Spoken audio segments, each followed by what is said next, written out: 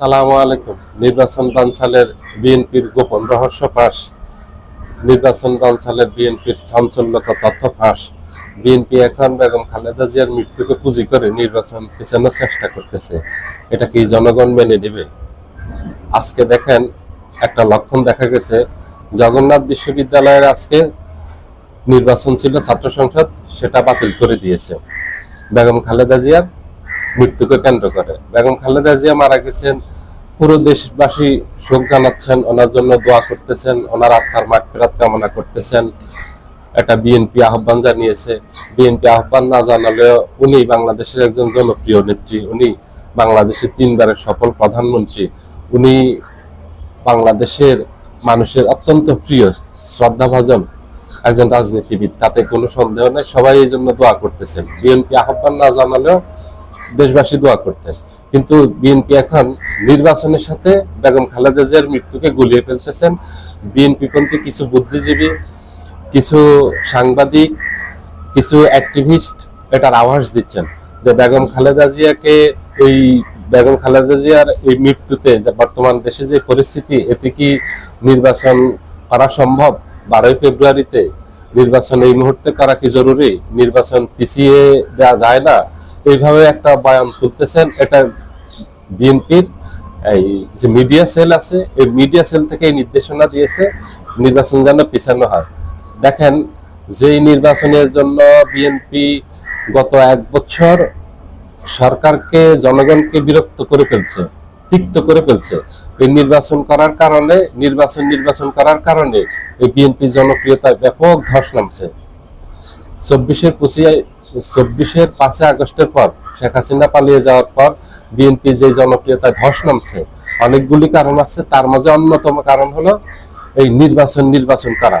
কারণ তখন নির্বাচনী পরিবেশ ছিল না, দেশে কোনো প্রশাসন ছিল না। আপনারা জানেন, ডক্টর ইউনূস যে মুহূর্তে দেশে এসে, যে সংকটময় মুহূর্তে দেশে এসে ক্ষমতা নিচ্ছেন, তখন 6 মাস 9 মাসও নির্বাচন দেওয়ার মতো পরিবেশ ছিল না।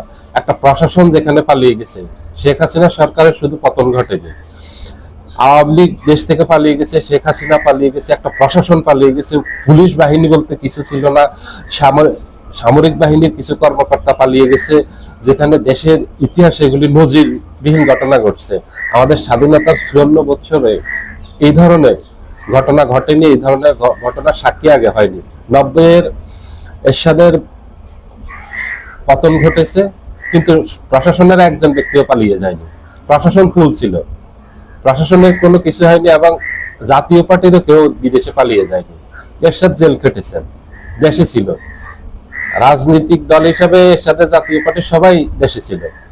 কিন্তু 24-এর 5 আগস্টের পর, বিপ্লবের পর, পুরো আওয়ামী লীগের সাথে সাথে পুরো প্রশাসন পালিয়ে গেছে। সেই প্রশাসনের অধীনে বিশৃঙ্খল অবস্থায় দেশের তখন চরম বিশৃঙ্খল অবস্থা। প্রশাসন নেই, আইন শৃঙ্খলা বাহিনী নেই, সাধারণ ছাত্র জনতা দেশ পাহারা দিচ্ছে, দেশে কি অস্থিতিশীল অবস্থা, রাজনৈতিক অবস্থা টালমাটাল। এই অবস্থায় বিএনপি নির্বাচনের জন্য পাগল করে ফেলছে। এখন বিএনপি সেই নির্বাচন পিছিয়ে দেওয়ার জন্য চেষ্টা করতেছে। এটার পিছনে একটা দুর্ভিসন দিয়েছে। যেটা এখন বিএনপি চাচ্ছে, সেটা আওয়ামী লীগ চাচ্ছে, সেটা ভারত চাচ্ছে এই নির্বাচনকে বানচাল করার জন্য। এখন বিএনপি দেশের বিরুদ্ধে বিশাল এক ষড়যন্ত্রে লিপ্ত হয়েছে। তারেক জিয়া দেশে আসছেন, উনি এটা সর্বমহলে আলোচিত হচ্ছে যে উনি ভারতের কাছে মুচলেকা দিয়ে এসেছেন দেশে। কারণ তার 3 সপ্তাহ আগে উনি বলেছেন যে দেশে আসার অবারিত সুযোগ ওনার হাতে নেই। তার মানে হলো দেশে উনি চাইলে আসতে পারেন না, দেশে আসার নিয়ন্ত্রণ ওনার হাতে নেই, দেশে আসার নিয়ন্ত্রণ অন্য কেউ নিয়ন্ত্রণ করতেছেন। এটা দেশি এবং বিদেশি শক্তি নিয়ন্ত্রণ করতেছেন, এই জন্য উনি দেশে আসতে পারতেছেন না, ওনার মায়ের মুমূর্ষু অবস্থাতেও। আজকে কেন এই আওয়াজ তুলতেছে বিএনপি যে নির্বাচন পিছিয়ে দিতে হবে, জাতীয় নির্বাচনটা? গত 17 বছর পুরো জাতি একটা নির্বাচনে ভোট দিতে পারেনি। 3টা নির্বাচন হয়ে গেল। 14 নির্বাচনকে বলা হলো বিনা ভোটের নির্বাচন, 18 নির্বাচন রাতের ভোটের নির্বাচন, 14 আমিডামি নির্বাচন, সবগুলি আওয়ামী লীগ করছে। জনগণ তাতে অংশগ্রহণ করতে পারেনি। জনগণের অধীর আগ্রহ আছে 12ই ফেব্রুয়ারি নির্বাচন হবে, এবং সরকার সকল প্রস্তুতি সম্পূর্ণ করেছে। এই মুহূর্তে এসে নির্বাচন বানচালের যে অপচেষ্টা চলছে, যে ষড়যন্ত্র করতেছে বিএনপি, দেশবাসী সজাগ হতে, দেশবাসী এই বিএনপির এই ষড়যন্ত্রে পা দিবে না এবং এটা দেশবাসী মেনে নিবে না। দেশবাসী দীর্ঘদিন থেকে অপেক্ষায় আছে। দেশবাসী বিএনপির, আওয়ামী লীগের, ভারতের এই ষড়যন্ত্র বাস্তবায়িত হতে দিবে না। এই ষড়যন্ত্রকে প্রতিহত করবে দেশবাসী, কারণ দেশবাসী নির্বাচনের পক্ষে, সবাই নির্বাচনের পক্ষে।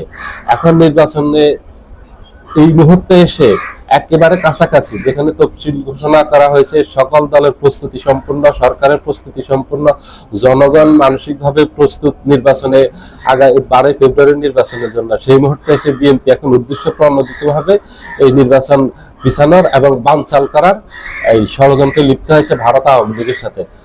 গত কিছুদিন, কয়েক মাস থেকে দেশে বেশ আলোচিত হচ্ছে যে আগামী নির্বাচন সম্পূর্ণ হতে পারবে, আগামী নির্বাচন হতে পারবে। এটা নিয়ে ষড়যন্ত্র চলতেছে। আওয়ামী লীগ এবং ভারত ষড়যন্ত্র করতেছে নির্বাচন বানচাল করার জন্য, যার অনেকগুলি লক্ষণ ইতিমধ্যে আপনারা দেখেছেন। এই নির্বাচন বানচাল করার জন্য ওসমান হাদিকে হত্যা করা হয়েছে এবং আরো টার্গেট কিলিং করা হতে পারে, দেশে আরো বিশৃঙ্খলা তৈরি করা হতে পারে। গোয়েন্দা তথ্য আছে, সরকারের কাছে এইসব তথ্য আছে। এইসব তথ্যের ভিত্তিতে সরকার অনেকগুলি পদক্ষেপ নিয়েছে। ওসমান হাদিকে হত্যা যারা করছে তাদেরকে গ্রেপ্তারের জন্য তো অব্যাহত আছে অভিযান। তার বাহিরে যাদেরকে টার্গেট কিলিং করা হতে পারে, সরকারের কাছে গোয়েন্দা তথ্য আছে, তাদেরকে স্পেশালি নিরাপত্তা ফোর্স নিয়োগ করছে, পুলিশ নিয়োগ করছে তাদের নিরাপত্তার জন্য। এবং যারা সরকারের কাছে লাইসেন্সের জন্য, অস্ত্রধারী লাইসেন্স চাইবে নিরাপত্তার জন্য, সবাইকে অস্ত্রধারী লাইসেন্স দেওয়া হবে। যারা রাজনীতিবিদ আছেন, টার্গেট যাদেরকে করা হতে পারে, যারা আওয়ামী লীগের বিরুদ্ধে সবসময় কথা বলছেন, ভারতের বিরুদ্ধে কথা বলছেন, আমাদের স্বাধীনতা সার্বভৌমত্বের পক্ষে কথা বলছেন, তাদেরকে অস্ত্রধারী লাইসেন্স দেওয়া হচ্ছে। কারণ হলো এদেরকে টার্গেট করতেছে আওয়ামী লীগ এবং ভারত। এই ওসমান হাদি কোনো অপরাধ ছিল না, ওর অপরাধ একটাই ছিল, ও ভারতের আধিপত্যবাদের বিরুদ্ধে কথা বলছে, আওয়ামী লীগের স্বৈরা শাসনের বিরুদ্ধে কথা বলছে, এটাই তার অপরাধ ছিল। এই জন্য ওসমান হাদিকে হত্যা শিকার হতে হয়েছে। এবং অন্যদেরকেও একইভাবে, যারা আওয়ামী লীগ বিরোধী কথাবার্তা বলে, ভারত বিরোধী কথা বলে, আমাদের স্বাধীনতা সার্বভৌমত্বের পক্ষে কথা বলে, তাদেরকে টার্গেট করা হচ্ছে। এই আওয়ামী লীগের সাথে এই ভারতের সাথে এখন বিএনপি মিলিত হয়ে ষড়যন্ত্র করতেছে, যে ভারত চাচ্ছে নির্বাচন পিছিয়ে দেওয়ার জন্য, আওয়ামী লীগ চাচ্ছে নির্বাচন পিছিয়ে দেওয়ার জন্য, বানচাল করার জন্য। আওয়ামী লীগ ভারতের চাওয়া পূর্ণ করতেছে এখন এই বিএনপি সেই পথে অগ্রসর হচ্ছে। দেশবাসী সতর্ক আছে, সাবধান আছে। দেশবাসী বিএনপিকে প্রতিহত করবে, বিএনপির এসব ষড়যন্ত্র প্রতিহত করবে। বিএনপি ষড়যন্ত্র বাস্তবায়িত হতে দিবে না।